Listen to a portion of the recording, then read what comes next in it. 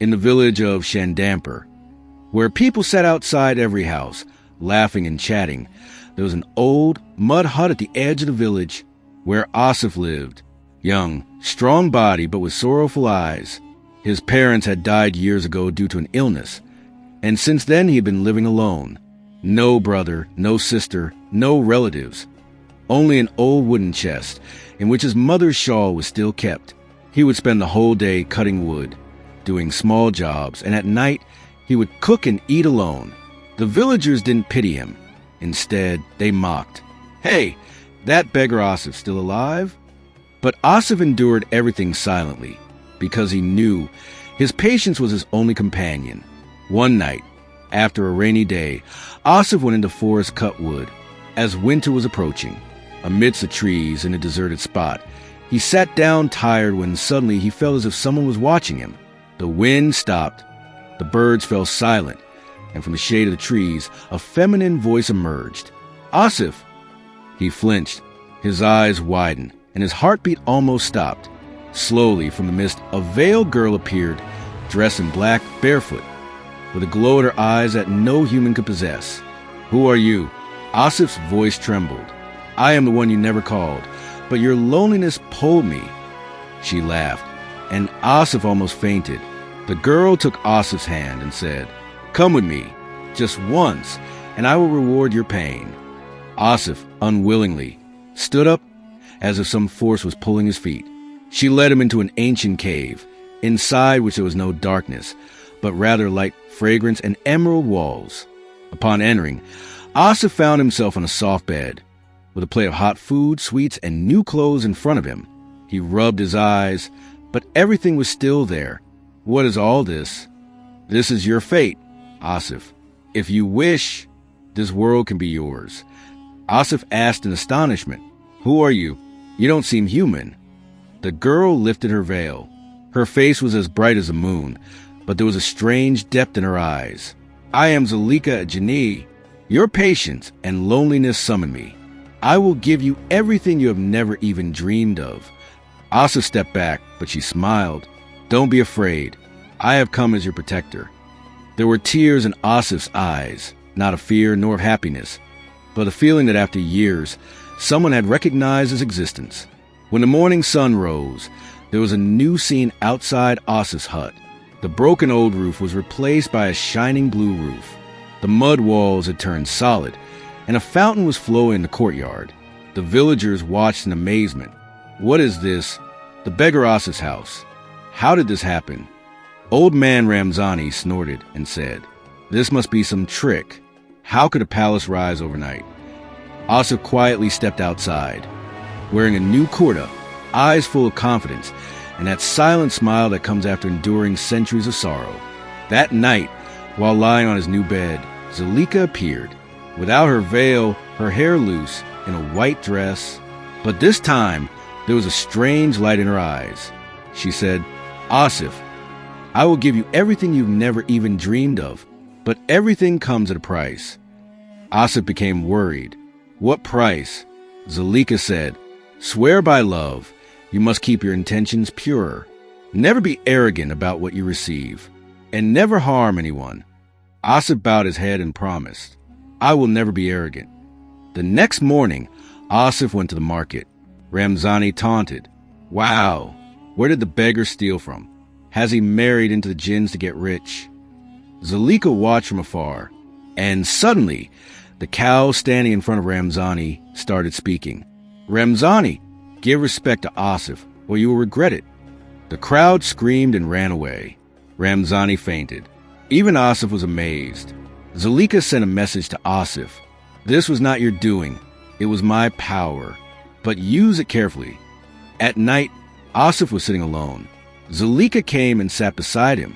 Moonlit night, gentle breeze, and the forest silence. "Zulekha, are you just a jenie? Or something more?" Zulekha lowered her gaze. "If I were just a jenie, I wouldn't understand your tears. I am the one who can feel the heartbeat of your soul." There was moisture in Asif's eyes. For the first time, his heart trembled, not from fear, but from love. Now Asif had everything. A new house, servants, fields, oxen, and a smiling face. People started saying, how did this beggar's fate change? Surely some dark power is involved. Who is Zulekha? Is she even human? Malvi Yunus, the elder of the village, said, this is not the system of nature. Something else is at work. We must uncover the truth about this boy. And so, some people, including Ramzani Chacha, Bakhtiwar Lala, and a few conspirators, began to hatch a secret plan. That night, Zulekha gave Asif a ring with a red gem, sparkling brightly, full of strange power. This ring is a symbol of my love, Asif. It will protect you, but never reveal its secret to anyone. Asif wore the ring and felt as if someone had touched his heart. He held Zulekha's hand. You are not just a jinn, you are the companion of my soul. Zulekha remained silent, but tears welled up in her eyes, tears that seemed hidden for centuries. The villagers set a trap. Malvi Yunus called Asif to the mosque under the pretense of prayer. Inside, Ramzani and Bakhtiwar were hiding. When Asif went into prostration, Ramzani quietly took the ring from his finger. But at that very moment, lightning struck the sky, and a loud explosion shook the place. The walls inside trembled. Malvi Yunus screamed, "What have you done, Ramzani? This is no ordinary thing." Ramzani's hands were burned, and the ring fell to ground, shining brightly. Asif jolted up. Zulekha appeared suddenly, her face flushed with anger, her voice echoing, "Those who dare test my love, I can forgive, but I will not tolerate an insult to love."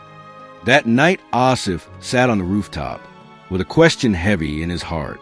Zulekha's love, is it a blessing or a test? Zulekha silently said, "This world fears my power, but you are connected to my heart." Asif replied, "If tomorrow I must choose love or humanity, what should I do?" Zulekha softly said, "You will do what your heart commands, and only then will you be called a true lover." One evening, Asif asked Zulekha, "Tell me someday, who are you really?" Zulekha whispered, "I belong to an era that people now only read about in stories." Asif, astonished, "What do you mean?" Tears welled up in Zulekha's eyes. "I am a jinn now, but once I was human. It was love that turned me into a jinn." Then she raised her hand toward the sky, and at that moment, an ancient castle appeared in the air, vanishing in the blink of an eye. "That castle is my world, where you will have come one day, if you choose me." Malvi Yunus held a secret meeting beside a bound tree where a man in black stood. His name was Bilqis the sorcerer, a hunter of jinns who could imprison Zulekha's existence. Bilqis said, "Zulekha is an ancient jenie, and her powers are fading. It won't be difficult to imprison her now." Yunus said, "This girl has stolen the peace of our village. Finish her." Bilqis smiled. "Remember, the older the love, the easier it is to break with just a little doubt." Bilqis and Yunus spread a rumor that Zulekha intended to possess Asif's body and use him, and when he was no longer useful, she would kill him. 3. Tears welled up in Zulekha's eyes, and about Asif, they spread the rumor that he only sought well from her and nothing else. One day Asif asked Zulekha, "Is what they say true?" She softly said, "If you doubt me, then my love is meaningless." For the first time, Zulekha's eyes showed pain, and she silently disappeared. That same night, Bilqis captured Zulekha through magic. She was imprisoned inside a glass cage where even the cries of love could not be heard. In her last scream, Zulekha called out to Asif, "If love is true, you will find me. Otherwise, I will be lost forever." Asif, restless and desperate, ran through the entire village, but he could not find her anywhere. Asif's heart was completely shattered. In Zulekha's absence, he was living in a silent world. A question echoed again and again in his heart. Is my love enough for Zulekha? He had realized that love is incomplete without sacrifice. If he could not do anything to save Zulekha, he would be the most defeated man. One day, gathering all his courage, he set off towards Bilqis' fortress. After countless days and nights of travel, he finally reached there. Asif entered the fortress. There was no sound, no light, only silence. As he stepped into a room, he saw Zulekha imprisoned, shadows of sorrow on her face and fear in her eyes. Bilqis' laughter echoed, and he appeared. "What are you doing here? You cannot save her. Even your love is no longer with you." Asif said angrily, "I am not afraid of your sorcery. I have come to save my love." A spark of hope shone in Zulekha's eyes. The passion of love grew even stronger in Asif's heart. "If this love is true, I will defeat you, Bilqis." Asif fought against Bilqis' power. Bilqis kept attacking Asif with his magic, but Asif cleverly dodged every strike. Their battle continued for a long time. Finally, fighting courageously, Asif freed Zulekha. Then together they defeated and drove away the Jinn. "You trusted me. You chose the path of love. Now I am with you." Bilqis' powers faded, and he disappeared in anger. Asif and Zulekha stood together. A new world, a new beginning, where love was everything. Love is not just an emotion. It is the power that gives a person the courage to overcome every obstacle.